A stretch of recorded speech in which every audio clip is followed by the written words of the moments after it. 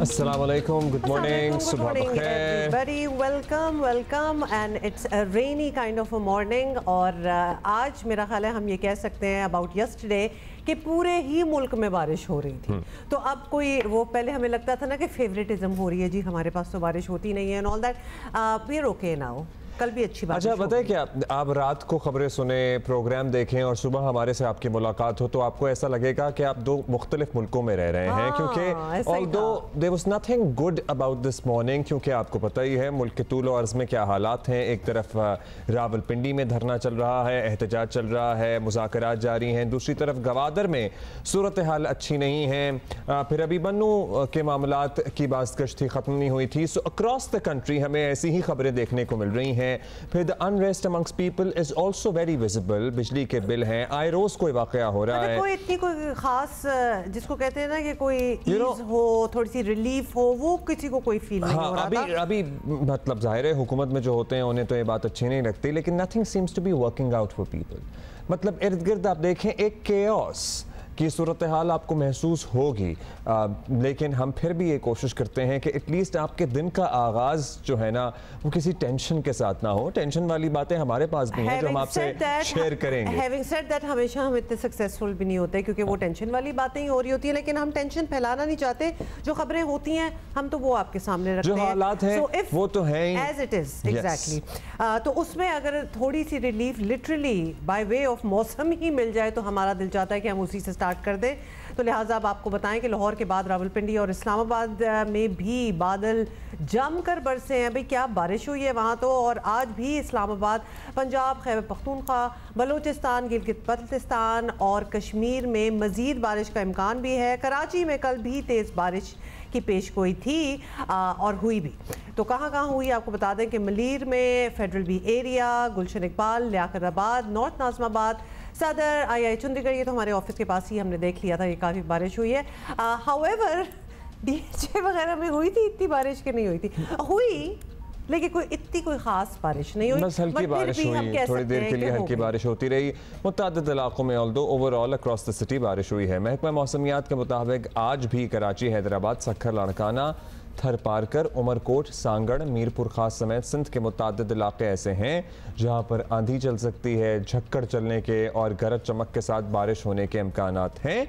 سو یہ ہے اچھا, ساتھ ہی آپ کو پشاور کا بھی خاص طور پہ بتا دیں کیونکہ ابھی بھی بارش جو ہے وہ وقفے سے بارش کا سلسلہ جو ہے وہ جاری ہے, اور یہ شارٹس جو ابھی ہم آپ کو دکھا رہے ہیں یہ پشاور کے ہی ہیں. It looks good. مجھے تو چونکہ آپ کو پتہ ہے ہم ادھر بیٹھے ہوئے ہیں, تھوڑے سے سوکھ سے گئے ہیں بیکاز یہاں اتنی بارش ہو نہیں رہی تھی, اور ابھی جو ہو بھی رہی ہے ایٹ لیسٹ جن ایریاز میں ہم ہیں وہ اس طرح نہیں ہو رہی جو ہم آپ کو یہاں پنجاب کے پی وغیرہ سے ویژولز میں دکھاتے ہیں. By the way just a reminder, یہ وہ موسم ہے جب آپ درخت لگا سکتے ہیں, پودے لگا سکتے ہیں, کیونکہ بارش اتنی پڑ رہی ہے. They would settle on their own most likely. So اگر آپ کسی جگہ پہ بھی ایون اپنے گھر میں بھی کوئی درخت لگانا چاہتے ہیں, سو یہ جولائی کا مڈ اینڈ آنورڈز اینڈ اگست تک کا موسم is ideal for it. Abdullah you will perhaps not believe it, لیکن وہ کبھی کبھار آپ کا ہوتا ہے نا کہ آپ کوئی پھل کھا رہے ہوتے ہیں, پھر اس کی گٹھلیاں آپ although ڈالتے ہیں, یہ میرے ساتھ ہو چکا ہے تو میں اپنی سٹوری بتا رہی ہوں, کہ باہر کوڑے کے لیے رکھا لیکن اس میں سے کوئی گٹھلی گر گئی باہر, کوڑے والے نے نہیں صحیح اٹھایا ہوتا اور پودا اگ گیا جس کو ہم نے ٹینڈ بھی نہیں کیا تھا, وہ پورا ایک درخت بن گیا. تو آج کل کے موسم میں تو کچھ بھی مطلب آپ کریں اور مٹی میں دبا دیں, it would flourish. So utilize this موسم I would say. اچھا جی, ہم اسلام آباد سے صورتحال معلوم کریں گے. کراچی میں پیش گوئی کیا ہے موسم کی وہ بھی ہم جانیں گے. ہاں, کیونکہ اسلام آباد میں تو موسلا دھار بارش ہو رہی ہے. It looks beautiful. I can't wait to show it to you. لیکن ہم ذرا پہلے کراچی کی بات کر لیتے ہیں. انیبا, تھینک یو, بتائیے گا کل کتنی بارش ریکارڈ کی گئی ہے مختلف شہروں میں, اور سب سے زیادہ کہاں ریکارڈ کی گئی مختلف علاقوں میں کراچی کے؟ سوری جی عبداللہ, کراچی میں بادل اب تک اس طرح سے کھل کر برس نہیں سکے جس طرح کی پیش گوئیاں کی جا رہی تھیں, لیکن جو کراچی کے شمالی علاقے ہیں, مغربی علاقے ہیں یا وسطی علاقے ہیں, وہاں پر رات گئے بارش ہوئی ہے. کہا جا رہا ہے کہ سرجانی ٹاؤن میں 33 ملی میٹر کے قریب بارش ہوئی ہے, ماڑی پور میں 10 ملی میٹر کے قریب بارش ہوئی. جو کراچی کے جنوبی علاقے جیسے سمندر کے قریبی علاقے ہیں یا مشرقی علاقے جیسے ملیر ایئرپورٹ اور گٹاب کے جو علاقے ہیں, یہاں پہ کچھ خاص بارش نہیں ہو سکی. رات میں ہلکی بوندا باندی یا ہلکی بارش کا سلسلہ وقفے وقفے سے جاری رہا, لیکن کھل کر بارش बारिश नहीं हुई है। हवा का कम दबाव जो बारिश का सबब बनता है वो कराची के करीब जुनूब मशरिक में मौजूद है और मौसमियाती तज्ज़ियाकार उम्मीद दिला रहे हैं कि कल के मुकाबले में आज कराची में बड़े पैमाने पर बारिश हो सकती है, यानी कराची के बेशतर मकामात पर बारिश हो सकती है। ज़्यादातर इम्कान यही है कि मुतदिल शिद्दत की बारिश होगी और चंद मकामात पर कहीं कहीं तेज़ बारिश भी हो सकती है और बारिश का ये सिलसिला वक्फे वक्फे से बुध तक जारी रहेगा, लेकिन उस दौरान तेज़ बारिशों का इम्कान नहीं है, हल्की बारिश का इम्कान है। अगर आज बारिश होती है तो कहीं कहीं तेज़ बारिश हो सकती है, लेकिन आइंदा आने वाले दिनों में हल्की बारिश का इम्कान है। लेकिन अगस्त के दिनों में मज़ीद मानसून के स्पेल्स कराची पर असरअंदाज हो सकते हैं। लेकिन हम जितनी भी पेशगोइयाँ कर लें, मुझे लगता है इम्तिहान हो रहा है कि हम बारिश की पेशगोई करते हैं उस तरह की बारिश नहीं हो पाती है और पता नहीं कराची में क्या हो रहा है, बादल बनते हैं और वो जम कर नहीं बरस पड़ते। महकमा मौसमियात वाले बताते हैं कि मानसून में ये एक पैटर्न है कि पूरे शहर में यकसां बारिश नहीं होती, कहीं पर बादल बरसते हैं, कहीं पर बारिश नहीं भी होती है और कराची बहुत बड़ा एक शहर है तो यहाँ पर आप यकसां बारिश की उम्मीद ना करें। बिल्कुल, यू आर वेरी राइट, क्योंकि वो मौसम में एक कोने में कुछ और होता है, दूसरे कोने में कुछ और होता है। लेकिन उनीबा, अभी हम आपकी बातें सुन रहे थे और हम वी वर विशिंग के जिस तरह तेज़ आप हमें बता रही हैं सारे इलाकों का भी कितनी कहाँ बारिश हुई, उतनी तेज़ बारिश भी हो जाए तो क्या ही बात हो। इंशाल्लाह हम इंतजार करेंगे। वैसे हमारे साथ ही रहे। हमने पेशगोई भी पूछनी है आपसे कि आने वाले चंद दिन कैसे रहेंगे। Has joined us from Islamabad. अब भाई ज़मीन, आप किधर हैं और आपने तो ऑलरेडी छतरी पकड़ी हुई है, पीछे तो बादल जमकर बरस रहे हैं, बहुत ही जबरदस्त बारिश हो रही है, बताएं। इस्लामाबाद में इस वक्त तूफानी बारिश का, तेज़ मूसलाधार बारिश का सिलसिला इस वक्त भी जारी है। इस वक्त देखा जा रहा है कि इस्लामाबाद के कुछ इलाके हों या फिर रावलपिंडी के इलाके हों, मूसलाधार बारिश जो है वो इस वक्त भी हो रही है। कल भी यही सूरत हाल इस्लामाबाद रावलपिंडी में दिखाई दी जब मूसलाधार बारिश रिकॉर्ड की गई। रावलपिंडी में 67 मिलीमीटर की कल मजमूई तौर पर बारिश रिकॉर्ड की गई। इस्लामाबाद में सैदपुर के मकाम पर 58 मिलीमीटर की बारिश रिकॉर्ड की गई थी। इस्लामाबाद में तो ये सूरत हाल थी कि पानी साथ साथ निकल जाता है, जैसे जैसे बारिश हो रही थी तब तक पानी जमा हुआ, लेकिन साथ साथ बारिश का पानी निकल रहा था। लेकिन रावलपिंडी के नशेबी इलाका जात जो थे वो ज़ेरे आब आ गए। ये देखा गया कि जो रावलपिंडी के नशेबी इलाका जात की गलियाँ कूचे थे वो सैलाब का मंजर पेश करने लगे। देखा गया कि वारिस खान का इलाका हो या फिर सर्कुलर रोड हो या चूर चौक हो, वहाँ की गलियाँ जो थी और कूचे वो बिल्कुल पानी में डूब चुके थे। नाला लई की सतह जो थी वो भी बुलंद हो गई, लोगों को शदीद मुश्किलात का सामना करना पड़ा। आमतौर रफ्त में लोगों को काफ़ी ज़्यादा मुश्किलात का सामना करना पड़ा था। ये देखा गया कि नाला लई की सतह कटारिया के मकाम पर 13 फीट बुलंद हो गई, जबकि गवालमिंडी के मकाम पर 12 फीट बुलंद हो गई थी। और 12 फीट से ज़्यादा अगर नाला लई में पानी की सतह बुलंद हो जाए तो खतरे की अलामत समझा जाता है, इसलिए वहाँ पर सायरन भी बजा दिए गए। ज़िला इंतज़ामिया की जानिब से लोगों को सेफ मकामात पर मुंतकिल करने की हिदायत भी की जाती रही। इसी सूरत हाल को देखते हुए वज़ीर दाखिला ने भी चेयरमैन सीडीए को हिदायत जारी की और ये कहा गया कि तमाम तर वसाइल कार लाए जाएँ और तमाम तर अमले को मुतहरिक किया जाए। जी, कल तो नाला लई के अतराफ में बड़ी खतरनाक सूरत हाल पैदा हो गई थी। अभी आपने सायरन बजाने का भी एक जिक्र किया कि सायरन भी बजाए गए, तो सायरन जब बजता है तो उसके बाद क्या होता है, प्रोटोकॉल क्या, लोग क्या कोई शेल्टर ढूंढते हैं? अवेयर पीपल कि भाई सूरत हाल अच्छी नहीं है। देखें, इस्लामाबाद में वार्निंग सिस्टम नस्ब किए गए हैं जो कि पानी की सतह बताते हैं, पानी की सतह को नापने वाले आलात नस्ब किए गए हैं। इसी तरह कटारिया के मकाम पर भी एक आलात जो है वो नस्ब किया गया है, जो कि देखा गया था कुछ रोज़ कबल 18 जुलाई को चोरी की वारदात हुई थी और वो अलार्म सिस्टम जो था वो चोरी भी कर लिया गया था, जो कि जापान के ताउन से नस्ब किया गया है। लेकिन महकमा मौसमियात ने दोबारा उसको ऑपरेट कर दिया, जिसके तहत पानी की सतह को नापा जाता है। अगर 13 फीट से ज़्यादा हो जाए या 12 फीट से ज़्यादा हो जाए तो सायरन जो है वो बजा दिए जाते हैं। और नारा लई के क्योंकि अतराफ में आबादी रहती है, कच्ची आबादी है, नशेबी इलाका जाते हैं, तो लोगों को वहाँ से। अच्छा, अब ये जो आपके पीछे बादल बरस रहे हैं और कल से ये सिलसिला जारी है, क्या बताया जा रहा है और कितने रोज, या आज ये थम जाएंगे बादल या कल तक भी बारिश हो सकती है या परसों तक सिलसिला चलेगा? बारिश का सिलसिला जो है वो 31 जुलाई तक बताया गया है, क्योंकि महकमा मौसमियात ने एडवाइजरी जारी की थी और बताया था कि 27 जुलाई से बारिश का सिलसिला दाखिल होने जा रहा है मुल्क भर में, जो कि 31 जुलाई तक बरकरार रहने वाला है। लेकिन ये देखा जा रहा है कि इस रवां हफ्ते वक्फे से बारिश का सिलसिला जारी रहेगा, लेकिन एडवाइजरी जो है वो 31 जुलाई की जारी की गई है। मुल्क के बलाई और वस्ती इलाका जात में, जनूबी इलाका जात में भी बारिश बरकरार रहेगी। इस्लामाबाद रावलपिंडी में भी आज दोपहर 1 बजे तक इसी तरह से तूफानी और मूसलाधार बारिश की पेशगोई की गई है। चलिए जी, आप महफूज रहिए सब लोग, पर्टिकुलरली जो नशेबी इलाकों में हैं, हमारे साथ रहिए ज़मीन।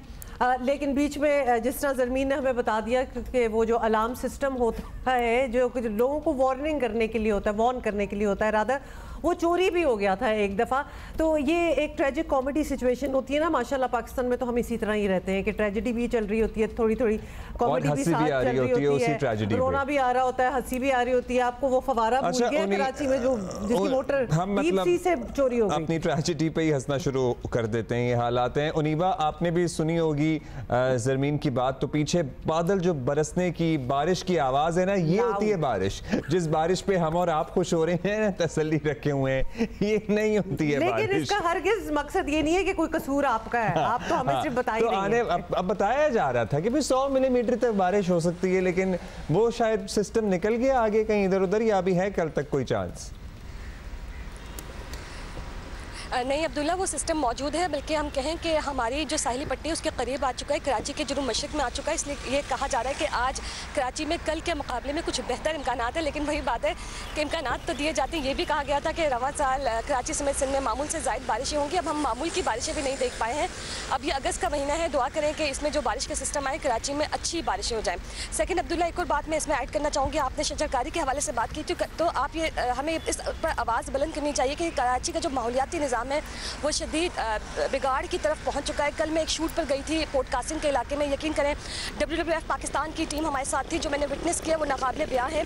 تیمر کے جنگلات جو بہت بڑی تعداد میں کاربن جذب کرتے ہیں وہ برے طریقے سے ڈیمیج کر دیے گئے ہیں. کراچی کی جو ساحلی پٹی ہے تقریباً یہ 75 کلومیٹر طویل ہے. اس کے 80% حصے پر تیمر کے جنگلات موجود ہیں اور 200 ہیکٹر کے قریب جنگلات تباہ کر دیے گئے ہیں. یہ رہائشی منصوبوں کے لیے تباہ کیے گئے، یہ کاروباری مقاصد کے لیے تباہ کیے گئے. آپ جب اس طرح کی گرینری جو ہم تو زمین کے درختوں کی بات کرتے ہیں نا، وہ تو ڈیمیج ہوئے ہی ہیں، لیکن جو ہماری جو ساحلی پٹی کے تیمر کے جنگلات ہیں وہ بری طریقے سے ڈیمیج کر دیے گئے ہیں. ماہرین یہی کہہ رہے ہیں کہ جو کراچی میں سخت موسمی حالات ہیں اس کا ایک فیکٹر یہ بھی ہے کہ آپ کے پاس جو کاربن جذب کرنے والے فارسٹ تھے وہ تباہی کے دہانے پر، اور وہ ہماری لائف لائن ہے. یہ مینگرووز ہوتے ہیں، یہ مطلب دنیا کی لائف لائن سمجھے جاتے ہیں. اور ہماری افسوس کی بات ہے کہ ابھی ہم لوگوں کو یا انکریج کر رہے ہیں کہ آپ درخت لگائیں، پودے لگائیں، اور یہی تو وہ موسم ہے. اور یہاں ہمیں یہ خبر مل رہی ہے کہ فار واٹ ایور ریزنز ہمیں پتہ ہے کیونکہ کنسٹرکشن کے ہی ریزنز ہوتے ہیں، کتنے جنگلات جو ہیں وہ تباہ ہو رہے ہیں. دس از اے ٹریجڈی، یہ ہماری ٹریجڈی ہے. And thank you Zarmeen for being with us from Karachi and Islamabad respectively. اچھا ساتھی، آپ کو ویسے بتا دیں کہ مظفر آباد میں بھی کوئی ٹھیک ٹھاک قسم کی بارش ہو رہی ہے، مری میں بہت بارش ہو رہی ہے. اور یہ کل ہی ہم وارن بھی کر رہے تھے کہ موسم اچھا ہوتا ہے نا تو ایک دم سے دل چاہتا ہے کہ جی پکنک کے لیے نکل جاؤ باہر. اور جو اسلام آباد پنڈی اور ارد گرد لوگ ہیں ان کے لیے مری اور پہاڑوں میں جانا بڑا اچھا لگتا ہے، اور obviously it's very fun to go there. لیکن یہ شاید وہ موسم نہیں ہے کہ جس میں آپ جائیں. آپ کیوں اتنے خوش ہو رہے ہیں؟ نہیں، میں ویسے ہی سوچ رہا ہوں کہ اگر ہمارے پاس آپشن ہو کہ پکنک کے لیے جانا ہے تو ہم کہاں جائیں گے؟ گھر گھر کھیلیں گے. ہم کدھر جائیں گے؟ بیچ پہ جائیں گے. بیچ اتنا صاف نہیں ہے. آپ کو پتہ ہے میں ہماری جو بیچز ہیں نا، میں اس طرح نہیں بیٹھ سکتی کیونکہ they are not very clean. اور ہمیشہ لگتا ہے کہ کوئی آپ I'm sorry to have to say this، لیکن کوئی بیماری لے کے واپس آئیں گے. اتنی گند اور بہت یہ پولوشن ہے. پتہ ہے یہ جو کارٹس ہیں جو بہت پولوشن پھیلاتی ہیں، بائی دا وے، وہ جو لائٹوں والی گاڑیاں نہیں چل رہی ہوتی ہیں سمندر پہ، ان سے دھواں اور ان کی اسمیل، پھر وہ جو جانور ہو رہے ہوتے ہیں جو رائڈز کرا رہے ہوتے ہیں ان کو کسی خاص حصے تک محدود کر دیں. اللہ کا واسطہ ہے، مطلب کوئی اس شہر کی ساحلی پٹی پر رحم کریں. اس شہر میں لوگوں کو تفریح کا ایک بہتر موقع میسر آ سکے. کچھ تو کر لیں. مطلب ہم سالہ سال سے دیکھ رہے ہیں، وہ ایک تجربہ گاہ بنا ہوا ہے. وہ جو کلفٹن کا ساحل ہے نا، وہ ایک تجربہ کا ہے. کبھی وہاں پہ مٹی آتی ہے، کبھی وہاں کھجور کے درخت لگائے جاتے ہیں، کبھی وہاں کوکونٹ کی کوشش کی جاتی ہے، کبھی کچھ ہوتا ہے. وہ جو کتنے ہی درجنوں کھجور کے درخت لگائے گئے ہیں. آئی ونڈر، مجھے لگ رہا تھا all of them have died again. No, I think they have died again. And to be very honest، جب وہ لگ ہی رہے تھے تو وہ نظر بھی آ رہا تھا کہ they are not going to survive there because وہ ہمارا جو سی ویو والا ہی اگر آپ وہ دیکھ لیں بیچ، تو اس کی مٹی کوئی ایسی نہیں، وہ اتنی کوئی گندی مٹی ہے کہ میں تو کہتی ہوں 10-10 فٹ بھی اٹھا کے نیچے سے صاف سینڈ نکالنے کی کوشش کرنے نا تو آپ کو نہیں ملے گی، بیکاز وہ decades and decades of erosion ہے اس بیچ پہ. تو لہٰذا وہاں آپ کو کوئی صفائی ملنے کے چانسز نہیں ہے. وہاں ایک کنسٹرکشن بھی عبداللہ اس قسم کی ہو رہی ہے جیسے ایک کنال ٹائپ بنایا جا رہا ہے. اب پتہ نہیں کون سے پانی کو سمندر کے پانی میں انہوں نے برساتی نالے جو پورے ڈی ایچ اے میں انہوں نے بنائے ہیں وہ پہنچائیں گے سمندر تک. پتہ نا کہ جہاں ہمارا جم ہے جہاں میں جاتی ہوں اس کے آگے پوری ایک پورا ایریا ہے جو ایک کنال بنا رہے ہیں. Now for what we don't know. کوئی بھی کراچی کا علاقہ اٹھا کے دیکھ لیں, مہنگا سستا, جو آپ بلا وجہ کے نوشنز ہیں نا, پوش ہے ناٹ پوش ہے, سب کا برا حال ہے, سب کا برا حال ہے. اور یہ اب عالمی ادارے اس بات کا اعتراف بھی کر رہے ہیں, اس پہ بھی ہم بات کریں گے. ہمیں تو پتہ ہی تھا, عالمی ادارے بھی اب بتا رہے ہیں. ڈپٹی میئر کراچی سلمان عبداللہ مراد صاحب ہمارے ساتھ موجود ہیں. بارش کی پیشگوئی ہے, بات کر لیتے ہیں تیاری کیا ہے. بہت شکریہ سلمان صاحب. سلمان صاحب, کراچی میں بارشوں کی پیشگوئی ہے, کہا جا رہا ہے کہ 100 ملی میٹر تک بارش ہو سکتی ہے. اب کیا انتظامات ہیں, کوئی اسپیشل تیاری ہے, بتائیے گا.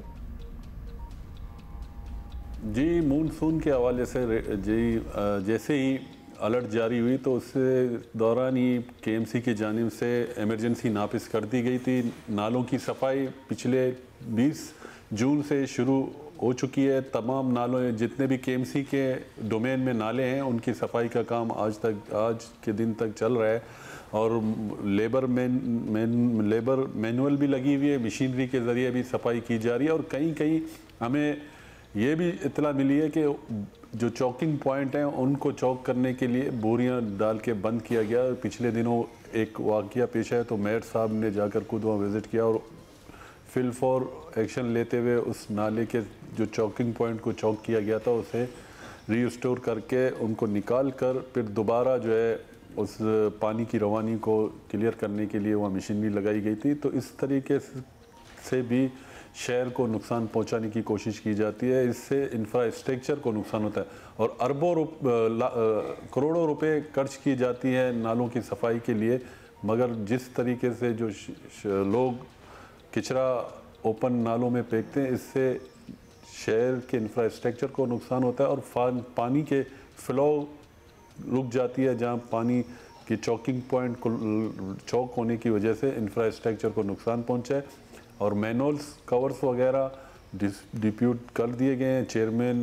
ٹاؤن چیئرمین آن بورڈ ہیں, تمام ٹاؤن چیئرمینوں سے رابطہ ہے. یو سیز چیئرمینوں کو بھی آن بورڈ کیا گیا ہے اور تمام انتظامیہ آئی الرٹ ہے. اس میں واٹر بورڈ کی انتظامیہ انڈر بائی پاس جتنے بھی ہیں کراچی شہر میں, وہاں پر جہاں پانی رکتا ہے وہاں پر مشینری لگا دی گئی ہے تاکہ پانی کو نکال سکیں. Sindh solid waste management board کو بھی متحرک کر دیا گیا. ان کا عملہ اسٹاف بھی آپ کو سڑکوں پر نظر آئیں گے. کوشش کرتے ہیں کہ اس برسات کو شہریوں کے لیے زحمت نہ ہو اور مشکلات کم ہو سکیں. رائٹ, سلمان صاحب یہ بھی بتائیں کہ ایک اور بڑا کنسرننگ ایشو ہے کہ بارش کے دوران کراچی والوں کو بجلی والے مسائل بہت زیادہ ہوتے ہیں. پہلا تو یہ کہ فوری بجلی چلی جاتی ہے, جب تھوڑی سی بھی بارش پڑے تو بجلی تو چلی جاتی ہے. دوسرا یہ کہ جمع ہوئے پانی سے لوگوں کو کرنٹ لگ جاتا ہے. ایسے قصے ہم نے پچھلے کچھ سالوں میں بہت دیکھے ہیں, بہت سنے ہیں. تو کیا کے الیکٹرک سے بھی کوئی رابطہ ہے, کوئی کمٹمنٹ ہے کہ وہ بھی کچھ خیال رکھے؟ اس سلسلے میں صوبائی وزیر ناصر شاہ صاحب کی سربراہی میں ایک کمیٹی بنی ہے اور کے الیکٹرک کے ساتھ ان کی میٹنگیں ہوئی ہیں, کمٹمنٹس ہوئی ہیں سندھ گورنمنٹ کی. برسات کے حوالے سے انہوں نے اپنے اختیاری تدابیر کمبوں کی جو مونسون برسات کے حوالے سے آگاہی مہم شروع کی ہے. اس سلسلے میں ہم نے بھی ان سے رابطہ کیا ہے, کوارڈینیشن میں ہے.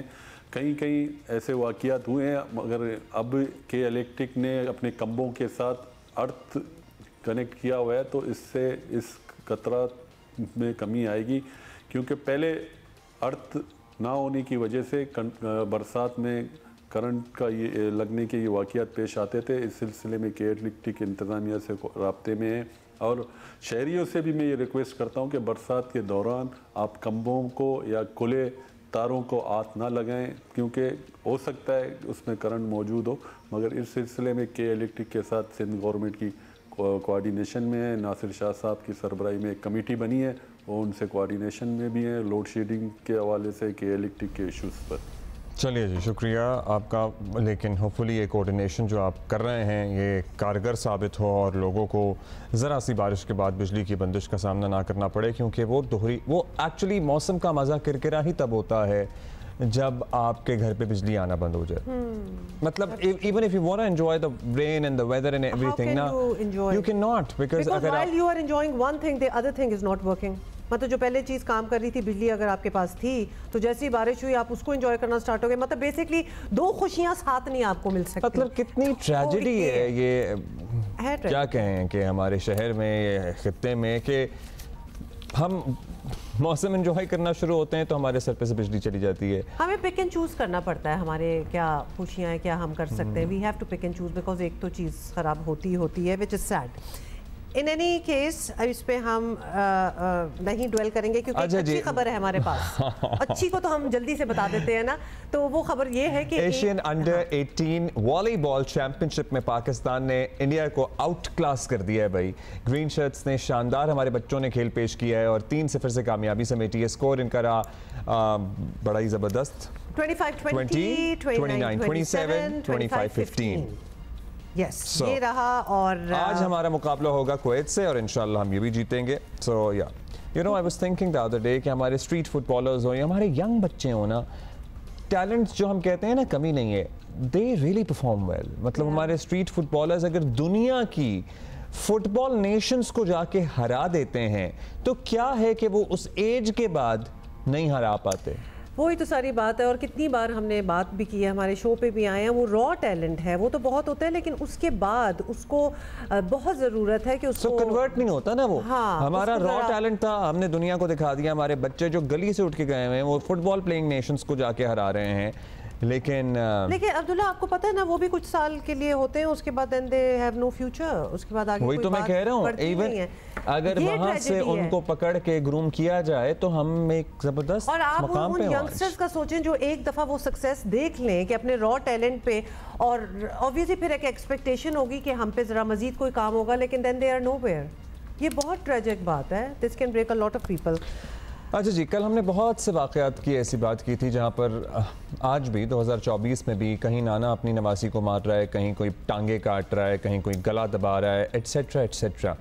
سو that brings us to our next guest. اچھا, یہ بڑی ہمیں افسوس ہوتا ہے جب ہم ایسی باتیں کرتے ہیں, لیکن بات کرنا بھی ضروری ہے کہ پاکستان دنیا کے ان ممالک میں شامل ہے جہاں خواتین آبادی کا نصف حصہ ہے, آدھا یعنی 50% ہونے کے باوجود کسی بھی شعبے میں بھرپور کردار نہیں کر پا رہی, which is very strange and sad as well. یہ صورتحال بدلنے کے لیے حکومتیں بھی کوشش کرتی ہیں اور کچھ تنظیمیں بھی, اور انہی میں سے ایک ہے She Empowers You, جس کا مقصد ہے کہ خواتین کو کس طرح سے لیڈرشپ سکلز ان میں ڈیولپ کر کے ان کو جس بھی شعبے میں وہ موجود ہیں ان کو آگے آنے میں مدد دی جا سکے, کورپوریٹ سیکٹر میں وہ اپنا مقام بہتر کر سکیں, ایٹسیٹرا ایٹسیٹرا.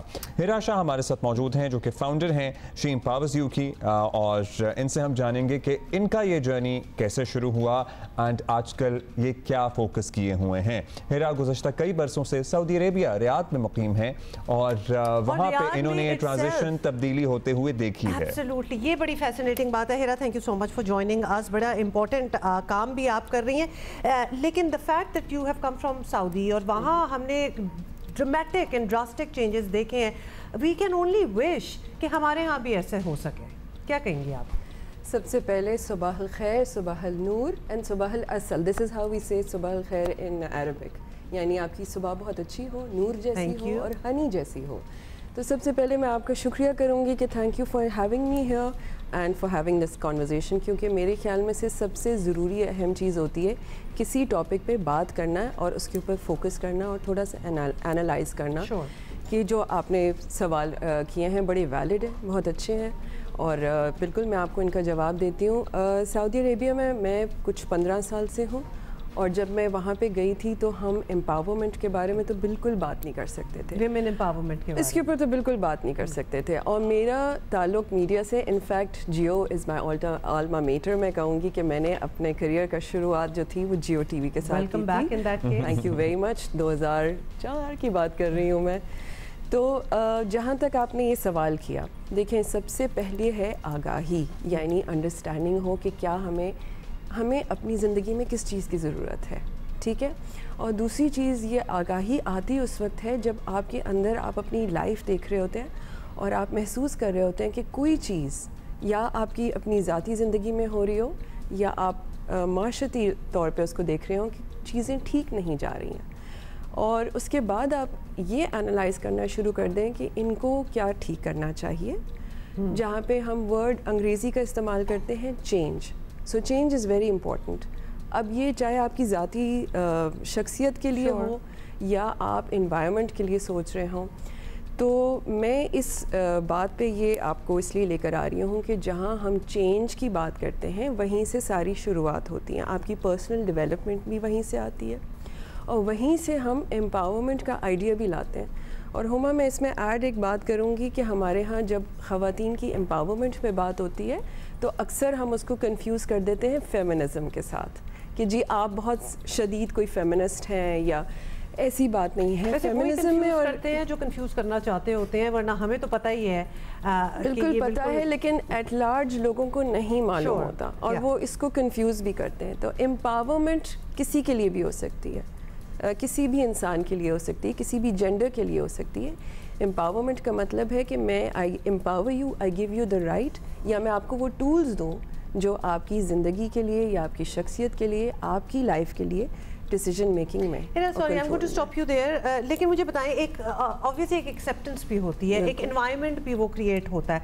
अगर हम सऊदी का एग्जांपल ले लें, क्योंकि आप कह रही हैं कि वहाँ एक ज़माने में ये बात हो भी नहीं सकती थी, और अब लीप्स एंड बाउंड्स हम आगे बात आ चुकी है। वेयर इज हमारी इन a sense much freer society है पाकिस्तान में, where we really can talk and adopt things and you know get on with it. हमें इतना स्ट्रगल करना पड़ रहा है, वहाँ कैसे चेंज आ गया? वहाँ वो ओपनिंग, वो एनवायरनमेंट किस तरह बन गया जो हम स्ट्रगल कर रहे हैं कि हमारे यहाँ भी बने?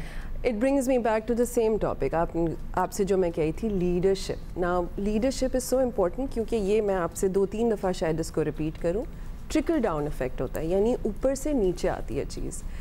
सऊदी अरेबिया में भी इसीलिए चेंज आया है क्योंकि वहाँ की हुकूमत ने ये डिसीजन जो था वो क्रिएट किया कि जी अब एक नया तरीका होना चाहिए जिसमें ख़वातीन को सारी वो सहूलियात दी गई जो पहले नहीं थी, यानी अब वो अपनी मर्ज़ी से जो है पढ़ सकती हैं, ट्रैवल कर सकती हैं और काम कर सकती हैं, यहाँ के ड्राइव भी कर सकती हैं।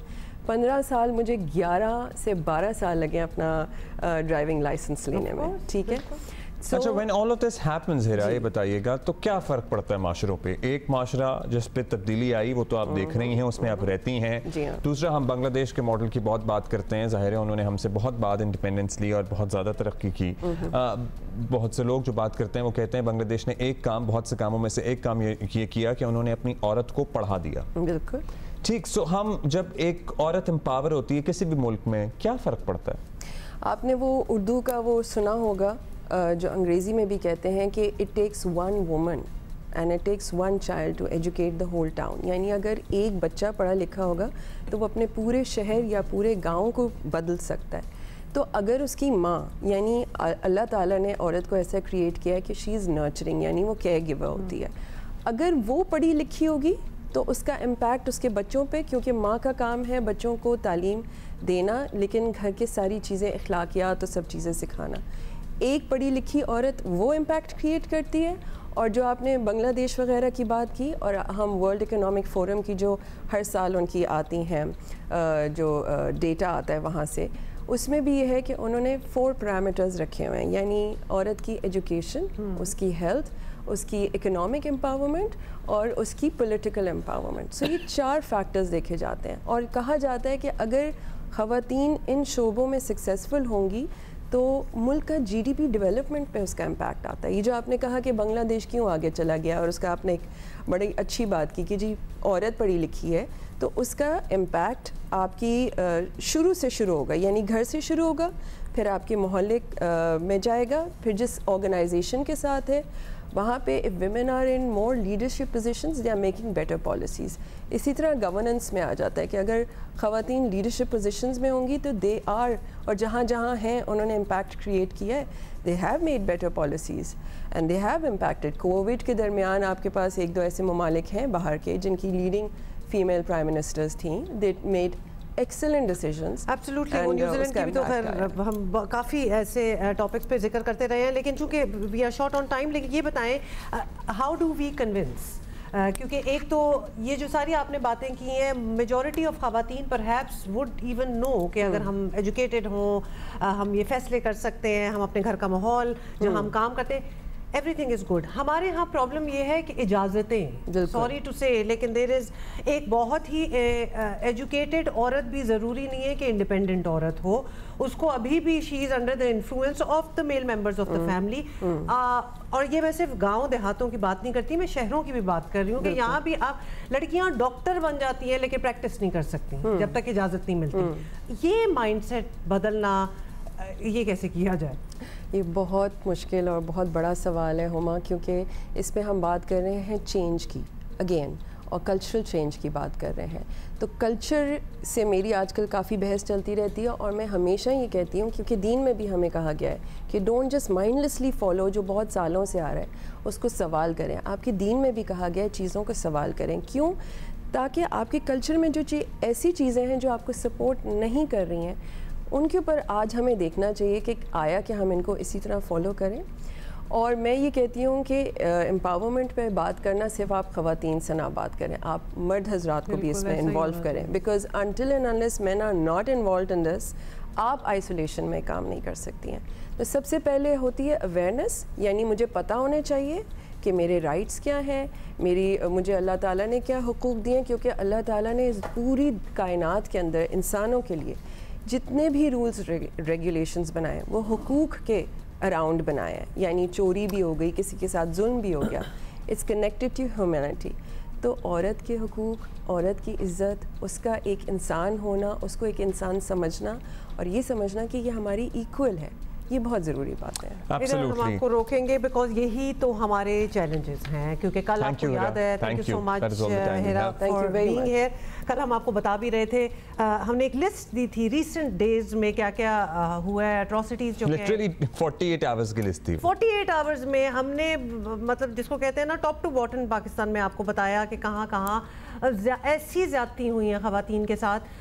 بٹ یہ بات ہیرا نے بڑی اچھی کی ہے کہ جب بھی ہم یہ باتیں کریں, کوئی امپاورمنٹ کی باتیں کریں, چینج کی باتیں کریں, تو ان میں مرد حضرات کو بھی انکلوڈ کرنا بہت ضروری ہے. سیاسی افراتفری بے یقینی کے ماحول کے باوجود کل ملک میں کاروباری اور معاشی سرگرمیوں میں بہتری کے بارے میں اچھی خبریں آئی ہیں. اسٹیٹ بینک آف پاکستان نے شرح سود میں 1% مزید کمی کر دی ہے. انٹرسٹ ریٹ 20.5% سے 19.5% پر آ گیا ہے. گورنر اسٹیٹ بینک جمیل احمد کے مطابق مہنگائی کی شرح 38% سے کم ہو کر 12.6% پر آ گئی ہے. ہم کرنٹ اس میں پالیسی ریٹ میں 100 بیسس پوائنٹس کی کمی کریں گے, جس کے نتیجے میں پالیسی ریٹ جو اس وقت جو 20.5% تھا وہ کم ہو کے 19.5% ہو گیا. اس وقت جو ہمارے جو سروسیبل ڈیٹ ہے فار کرنٹ فسکل ایئر وہ ہمارے ریزرو سے کم ہے. ہمارے ریزروز جو ہے وہ ہمارے ڈیٹ ریپیبل جو ہوگا سال کا اس سے زیادہ ہیں, اس وقت ہمارے پاس زیادہ ہیں. تو آپ آگے تو جو ہمارے پاس انفلوز آنے ہیں وہ ایڈیشنل ہونے ہیں. مونٹری اور فسکل سٹانس جو ہے وہ پوری طرح ان کوآرڈینیشن وہ کام کر رہے ہیں, اور اس کا امپیکٹ بھی آپ کو جو ہے وہ اکنامک انڈیکیٹرز کی امپرومنٹ میں نظر آ رہا ہے. وہ آپ کا جو کرنٹ اکاؤنٹ ہو, آپ کا انفلیشن ہو, آپ کی ایون گروتھ جو ہے وہ آہستہ آہستہ اس میں اضافہ ہو رہا ہے.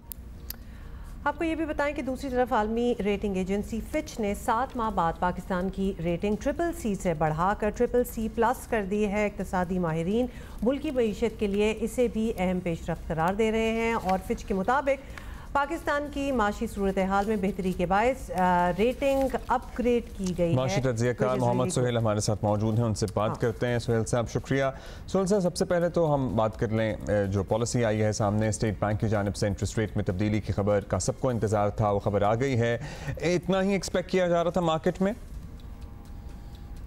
بسم اللہ الرحمن الرحیم. جی بالکل ہماری توقعات کے مطابق تھا. نہ صرف ہماری, جو ہم نے ایک سروے کیا تھا اس میں میجورٹی جو پارٹیسپینٹ سے انہوں نے کہا تھا کہ انٹرسٹ ریٹ کٹ ہوں گے, اور ان میں سے کوئی 60% لوگوں نے کہا تھا کہ 1% یعنی 100 بیسس پوائنٹ کم ہوں گے. تو یہ جو فیصلہ ہے بڑا مناسب ہے اور توقعات کے مطابق ہے. اچھا یہ بھی بتائیے گا کہ اب جو کمی کی گئی ہے اسے کاروباری سرگرمیوں میں اضافے میں کنورٹ ہونا چاہیے, تو حکومت اب ایسا کیا کرے, ایسے کون سے اقدامات اٹھائے کہ اسے یقینی بنایا جا سکے؟ इससे देखें बिल्कुल जो बिजनेस लेवरेज हैं उनके इंटरेस्ट एक्सपेंस में थोड़ी बहुत कमी ज़रूर होगी, मगर अभी भी कोई बहुत सब्सटेंशियल कमी नहीं होगी, क्योंकि अभी 19.5% भी जो इंटरेस्ट रेट है वो भी हाई है एक कारोबार को चलाने के लिए, और इन्फ्लेशन को देखते हुए भी ये काफ़ी हाई है। तो मेरे ख्याल में जो हम भी एक्सपेक्ट कर रहे हैं कि ग्रेजुअली इसको और कम होना चाहिए इन्फ्लेशन के साथ। दूसरी जानिब हुकूमत को जो बिजनेस एनवायरनमेंट है उसको बेहतर बनाने के लिए कोशिशें करनी चाहिए। जो IMF का लॉन्ग टर्म प्रोग्राम है, अगर वो अप्रूव हो गया तो वो भी मददगार साबित होगा। जो करेंसी काफ़ी अरसे से स्टेबल है, उसकी स्टेबिलिटी अगर कंटिन्यू रहती है, उसमें बहुत ज़्यादा वॉलेटिलिटी नहीं आती, तो भी वो कॉन्फिडेंट को बेहतर करेगी। और जो पाकिस्तान के शॉर्ट टर्म में चैलेंजेस हैं, चाहे वो एनर्जी की कीमतें हैं, चाहे वो टैक्स कलेक्शन है, चाहे वो प्राइवेटाइजेशन है, अगर साथ साथ उसको भी हुकूमत एड्रेस करे तो बिजनेस एनवायरनमेंट और बिजनेस कॉन्फिडेंस में बेहतरी आ सकती है। अच्छा सुहेल साहब, हुकूमत किसी न किसी हद तक ये वाज़ेह कर चुकी है कि महंगाई कंट्रोल वगैरह शायद इस वक्त उनकी तरजीह नहीं है, अब उनकी तरजीह IMF प्रोग्राम सिक्योर करना है। क्या इस डील के लिए हुकूमत इस वक्त ठीक ट्रैक पर नज़र आ रही है आपको? बज़ाहिर तो हुकूमत ऑन ट्रैक है IMF के प्रोग्राम के लिए, और बोर्ड की अप्रूवल बाकी है, और रेटिंग एजेंसी फिच ने पाकिस्तान को अपग्रेड कर दिया है IMF के बोर्ड के अप्रूवल से पहले। मतलब है कि वो भी कॉन्फिडेंट है कि पाकिस्तान IMF का प्रोग्राम हासिल कर लेगा।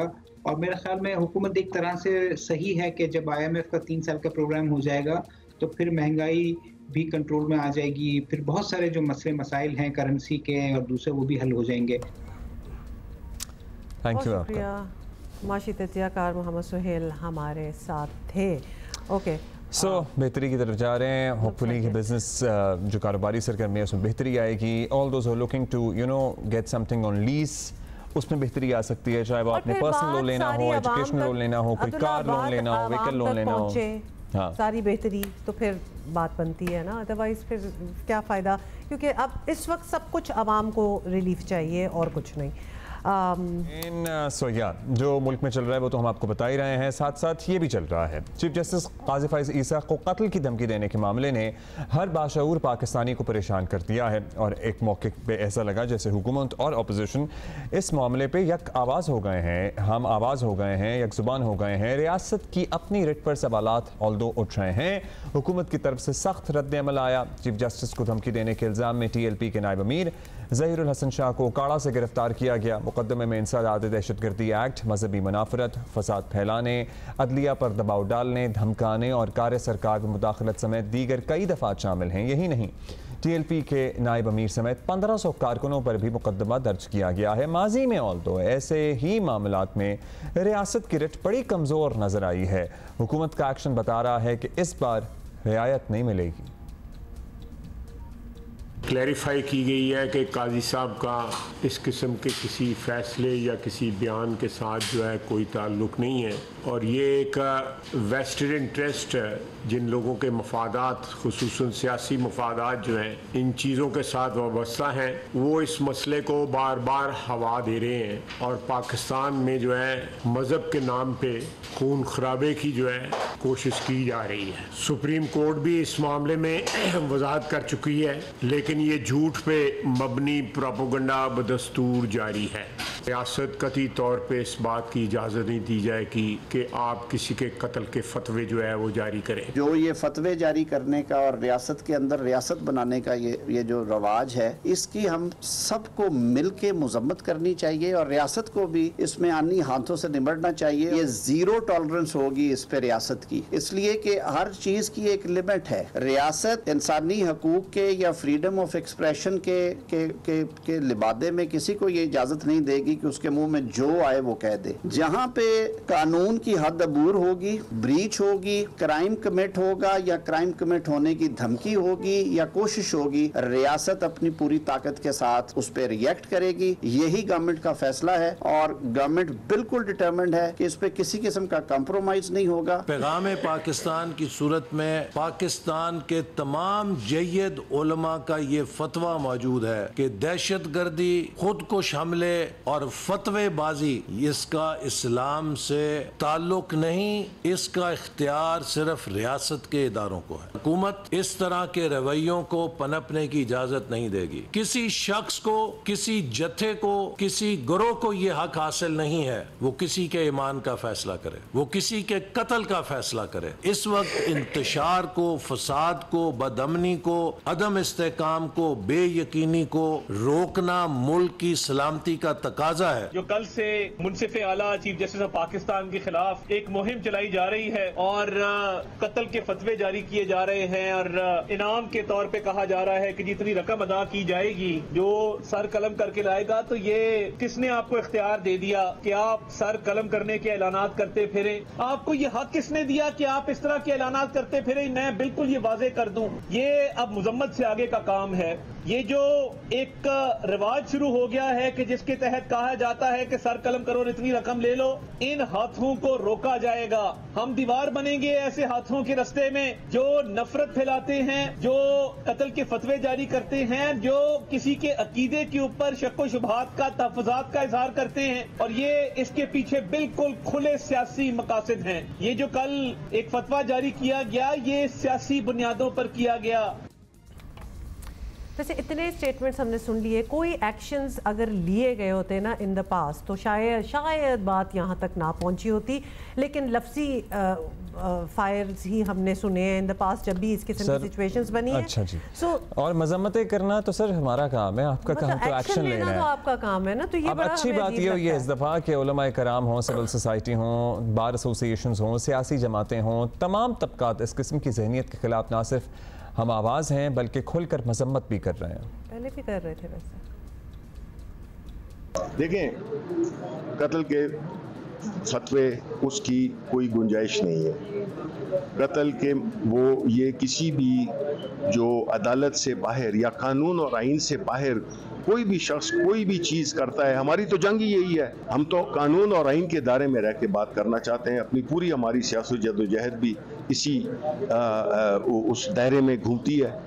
تو ہم تو کسی کی بھی اس کو ہم اس طرح کی بات پہ ہم اس کو نہیں سپورٹ کر سکتے جو کہ آئین اور قانون سے باہر ہے۔ بھئی عدالتیں ہیں، ان کے فیصلوں سے اتفاق نہیں ہے، ان کو آپ چیلنج کریں، ریویو میں جائیں، جو بھی ہے۔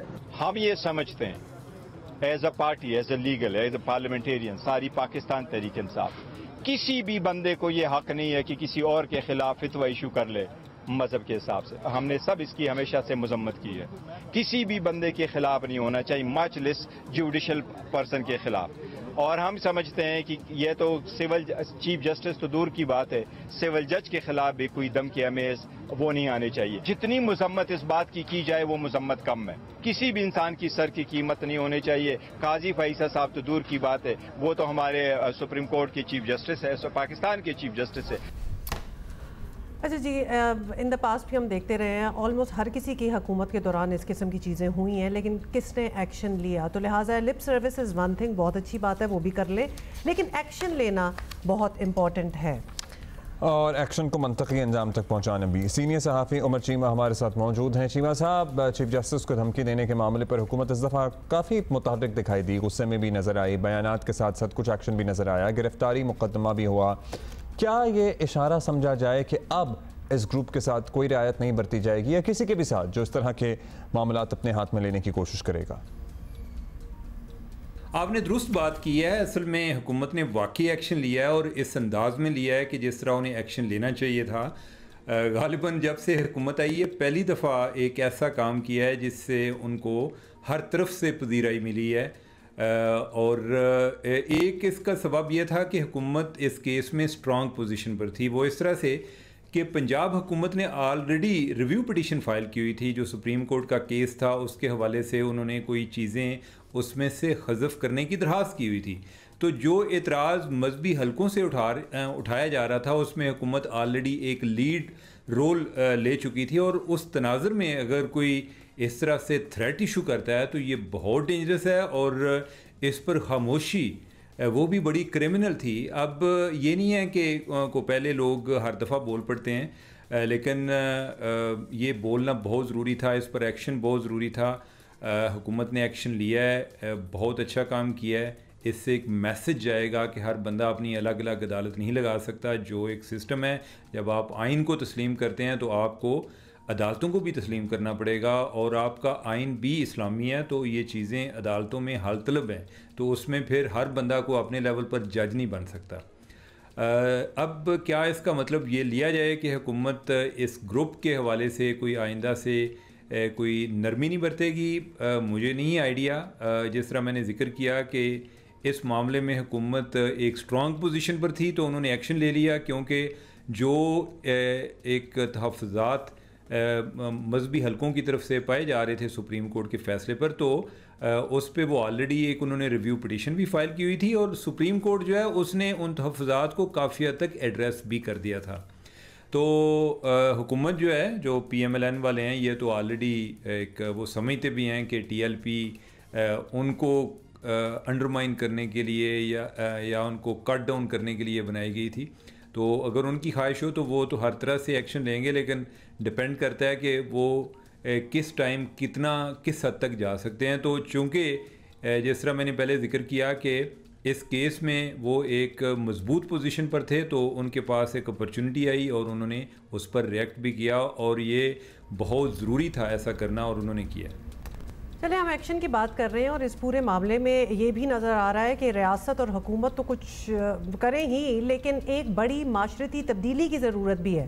اب یہ معاشرتی تبدیلی کہاں سے آئے گی, اور کیا علماء سے یا سیاسی قائدین سے ایسی امید رکھی جا سکتی ہے؟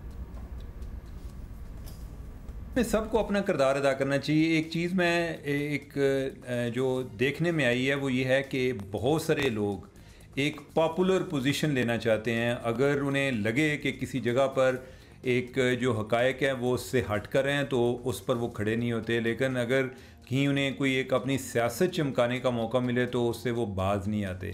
یہ انتہا درجے کی بددیانتی ہے. یہ دو مختلف سیاسی یا جو باقی گروپس ہیں سوسائٹی کے وہ بھی کرتے ہیں. اب جو یہ موجودہ کیس ہے جدھر سے یہ معاملہ شروع ہوا, آپ نے نوٹ کیا ہوگا کہ اس میں جو بہت سارے مکاتب فکر کے علماء, بلکہ ان کے جو فورم ہیں, ان کو باقاعدہ کہا گیا تھا کہ آپ اس معاملے میں اپنی تجاویز دیں. آپ کو اگر کوئی اعتراض ہے اپنا کوئی ان پٹ دیں کہ سپریم کورٹ ایک فائنل ایک عدالت ہے, تو ادھر سے جو فیصلہ ہے تو اس پہ ہم آگے چیزیں دیکھ سکیں. لیکن مجال ہے کہ کسی نے ادھر بات کی ہو, عدالت کے پاس نہیں گئے. اور یہ بات آپ نے نوٹ کی ہوگا کہ جو سپریم کورٹ نے وضاحت دی تھی اس میں انہوں نے بھی افسوس کا اظہار کیا کہ جب ہم نے ان سب سے ان پٹ مانگا تھا تو یہ لوگ ہمیں ان پٹ نہیں دے رہے تھے. بعد میں باتیں کرنے والے بہت سارے آ جاتے ہیں, اور یا جو باتیں نہیں کرتے وہ کسی ایک اگر گروپ اس ساری سچویشن کو کیپٹلائز کرنا چاہے تو باقی خاموشی اختیار کرتے ہیں, اور یہ ایسی خاموشی بڑی بزدلانہ حرکت ہے, اور یہ بڑا ایک کرمنل ایکٹ ہے. اس کا مطلب یہ ہے کہ اگر کوئی بندہ کو غلط بات بھی سوسائٹی میں پھیلانا چاہے یا کچھ چیزوں کو ایکسپلائٹ کرنا چاہے, تو دوسرے جو ہیں وہ جب خاموشی اختیار کرتے ہیں تو ان کا رویہ اس کو اگنور نہیں کیا جا سکتا, اور اس کو وہ ناقابل معافی بھی ہوتا ہے.